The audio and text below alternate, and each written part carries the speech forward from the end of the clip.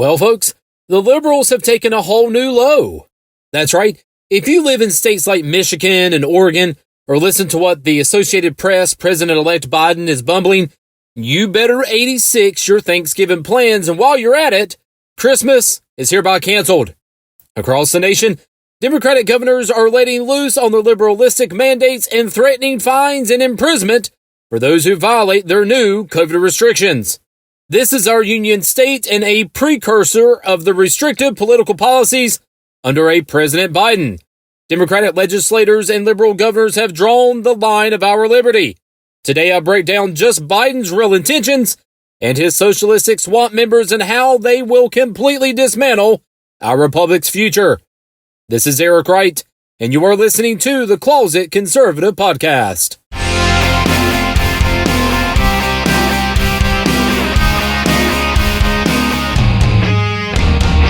This week, Gretchen Whitmer, the DEM-Whitted governor of Michigan, instituted a new set of COVID-19 restrictions on her state's residents. High schools and colleges are fully remote. All employment duties are required to be offsite. For small businesses such as restaurants, bars, bowling alleys, gyms, and theaters, your business is now, under Whitmer and her executive order, closed until at least December the 8th. In Oregon, Governor Kate Brown has taken a similar restrictive stance and threatening those businesses and citizens who violate her order with punishments of up to $1,250 fines and 30 days in jail. That's right. For Democratic governors in America, you will comply or you will pay dearly. And in North Carolina, Democratic Governor Roy Cooper, fresh off his recent reelection, is attempting to solidify his socialistic stance on his state's residents by mandating that all counties now report all COVID-19 data directly to his minion-in-chief, Dr. Mandy Cohen. That's right, she heads up the state's Department of Health and Human Services. The catch is, Cooper and his commies will use this data to ensure that his science and his data require compliance, or Cooper will withhold emergency state and COVID-19 relief money to counties that will fail to follow. And by his own admission, Governor Cooper put local police chiefs and political leaders on notice. Suppose the data he and his Democrats obtain illustrates that lax enforcement leads to increased county COVID-19 death and infections. And in that case, he will use his executive order authority to override local leaders and mandate compliance. That's right. Liberal tyranny is on the way across America, and Democrats are daring to be stopped. Ladies and gentlemen, our nation is on the precipice of collapse, and under Joe Biden, that is where our country is headed. This week, Biden coronavirus advisor Dr. Michael Osterholm says a 6-week national shutdown is advised and entirely possible under a Biden administration. That's right, folks, you heard me correctly. The Democratic Party in this country is pushing and will attempt to get a national shutdown that will close businesses and decimate the lives and financial solvency of American families. You see, folks, liberals in this country desperately want to institutionalize the European model here in America. And not just for COVID-19, but across all socialistic spectrums. You see, by listening to brain-dead Biden and his fellow Democrats, the European recovery model will kill our national economy. In Spain, for example, the central bank governor warned that a nationwide shutdown would produce an economic contraction of as much as 12.6% this year. The European Central Bank's chief economist cautioned that the 19 countries that share the euro currency might not recover from the COVID disaster until at least 2022, with those dependent on tourism especially vulnerable. Folks, listen up and let me be clear. In the limbo of liberal lunacy brought on by these unprecedented restrictive orders, everyone is affected. Many people will lose their jobs and will refuse to spend.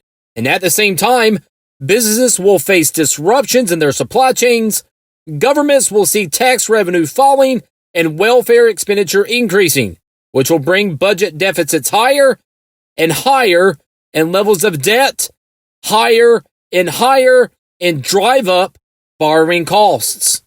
Say goodbye to the federal funds rates, the benchmark for most interest rates of 0% to 0.25%. That's right. Even if the government wanted to boost the national economy, they would need to retain as much cash as possible to stay afloat. Well, unless, of course, you listen to the liberal logic of Democrats such as Alexandria Ocasio-Cortez.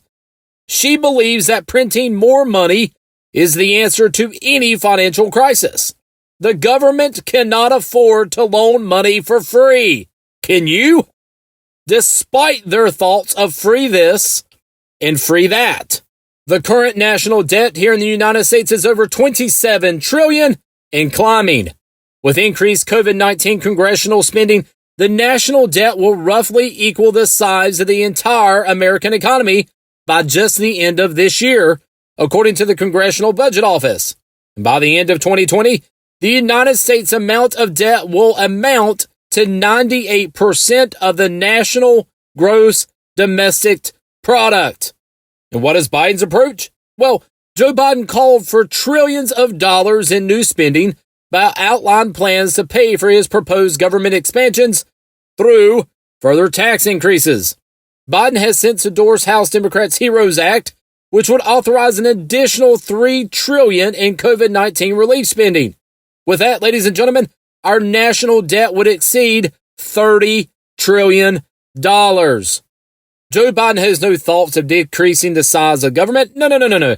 Like AOC, Biden and the Democrats will do anything to expand the federal footprint. But he will have one problem achieving this goal. Under Biden, and due to a national possible shutdown, independent wealth will be obliterated, and businesses, the cash cows for communistic policies, will be bankrupt. Meanwhile, Americans will be left holding the note, and the Biden IOUs will be as worthless as the AOC printed paper that they are written on. Allow me to provide you 10th grade civics crash courses. Government has no money and only operates on the revenues received from taxation. As a proud Southerner, the old saying still goes, you cannot bleed a turnip dry, a feat yet impossible, even for Democrats. No job means no check. No check means Americans will be left holding a bag of Biden broken promises and busted bank accounts. If Trump is unsuccessful in his legal action against the deceptive Democratic election, we all better hope that Biden's boys overseas don't come looking for their money. Take that one. This is Eric Wright, and you've been listening to the Closet Conservative Podcast.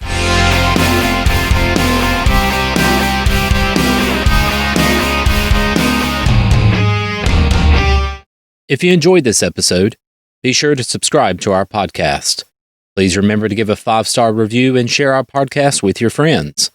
The Closet Conservative Podcast is a production of The Liberty Loft. Copyright The Liberty Loft, 2020.